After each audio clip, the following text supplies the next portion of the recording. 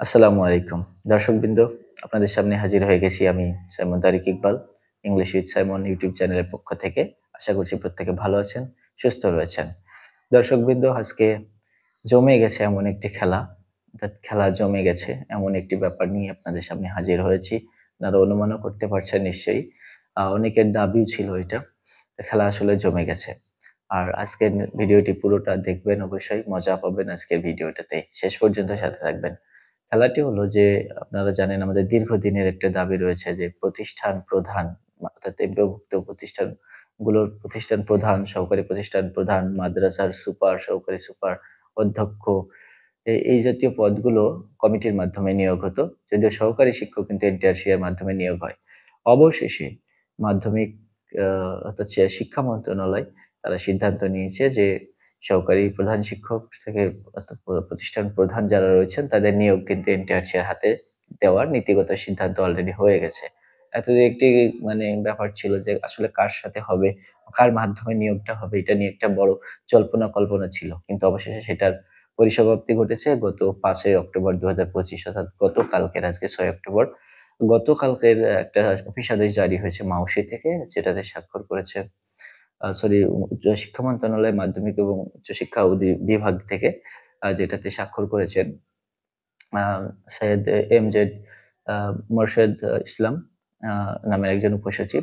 তার স্বাক্ষরিত চিঠিটিতে বলা আছে বা অফিস আদেশটিতে বলা রয়েছে যে আহ, এই সকল পর্যায়ের প্রতিষ্ঠানগুলোর এমপিওভুক্ত সকল পর্যায়ে যে মাদ্রাসা এবং স্কুল রয়েছে, কলেজ রয়েছে, সেগুলোর প্রতিষ্ঠান প্রধান বলেন, প্রধান শিক্ষক, সহকারী প্রধান শিক্ষক, সুপার, সহকারী সুপার, প্রিন্সিপাল, তারপরে অধ্যক্ষ কলেজগুলো রয়েছে, তাদের নিয়োগ আসলে প্রত্যেকেরই হবে এনটিআরসি এর মাধ্যমে। এরকমই একটি নীতিগত সিদ্ধান্ত নেওয়া হয়েছে। আর এটার অচিরেই হয়তো কার্যক্রম শুরু করবে।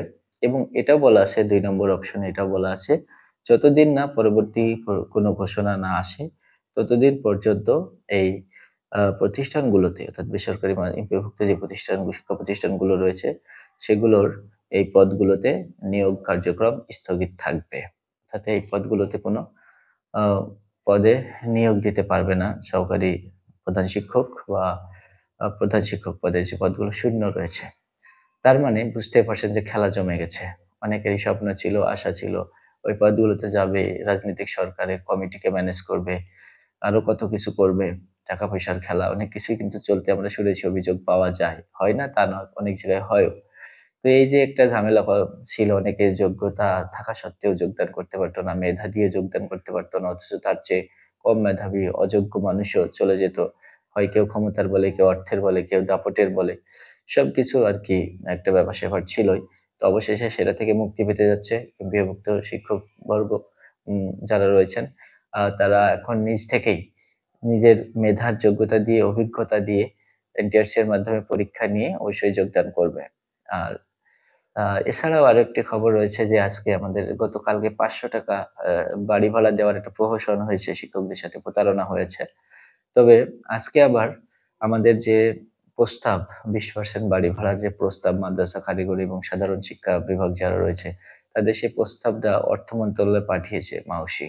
এবং তারও একটা চিঠি বের হয়েছে। যদিও আপনাদের এই ভিডিওটা সেই সম্পর্কিত নয়, তবুও একটু জানালাম যে আমরা হয়তোবা ৳৫০০ ছাড়া অন্য কিছু পেলেও পেতে পারি। আমরা সেই অপেক্ষায় করব। এ হলো বিষয়। তবে আমি যেটা নিয়ে ভিডিও বানাচ্ছি সেটা হলো এই যে সহকারী প্রধান শিক্ষক বা প্রধান শিক্ষক, মাদ্রাসা সুপার, সহকারী সুপার, প্রিন্সিপাল, এই পদগুলো কিন্তু আর কমিটির মাধ্যমে নিয়োগ হচ্ছে না, যদি আমি ভুল না বলি। এর পরবর্তীতে নির্বাচিত সরকার আসলে কি হবে আমি বলতে পারছি না। তবে এই সরকার যতদূর এগোচ্ছে তাতে বোঝা যায় যে অচিরেই এটা নিয়ে কিভাবে পরীক্ষা হবে, নীতিমালা কি, কি চেঞ্জ হবে, নীতিমালা কি, কি থাকবে, এই সমস্ত ব্যাপার-স্যাপার কিন্তু দরকার আছে। অন্তত তারা সিদ্ধান্ত নিয়ে ফেলেছে এটা। এবং সবচেয়ে বড় কথা হলো, আপনারা দেখুন যে নিয়োগ কিন্তু স্থগিত করে দিয়েছে। তার মানে খেলা এটাই বড় খেলা।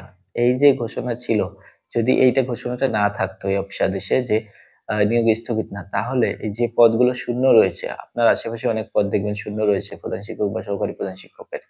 তো সেই পদগুলো বিভিন্ন কারণে কিন্তু ভরাট হচ্ছে না। সেই পদগুলো কিন্তু খুব দ্রুত নিয়োগ কার্যক্রম শুরু করে দিতে পারতো। কিন্তু এই যে ঘোষণাটা আসলো, এখন কিন্তু পারবে না। এজন্যই বলছি খেলা জমে গেছে। আমার নিজেরও একটি পরিচিত প্রতিষ্ঠান রয়েছে, সেখানে প্রায় ১ বছরের অধিক সময় সহকারী প্রধান শিক্ষকের পদ খালি রয়েছে। কিন্তু আ সেখানকারই একজন প্রভাবশালী শিক্ষক, তিনি তার রাজনৈতিক সরকার আসলে তিনি এই পদে ঢুকবেন বিধায় বিভিন্ন কারণে সে পদটাকে এখনো শূন্যই রাখা হয়েছে।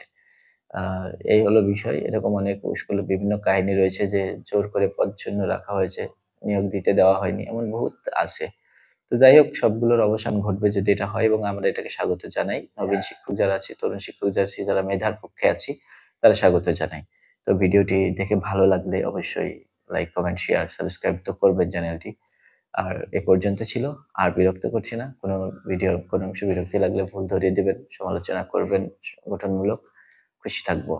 সবাইকে আবারও একবার শুভেচ্ছা জানিয়ে শেষ করছি আজকের মতোই। আসসালামু আলাইকুম।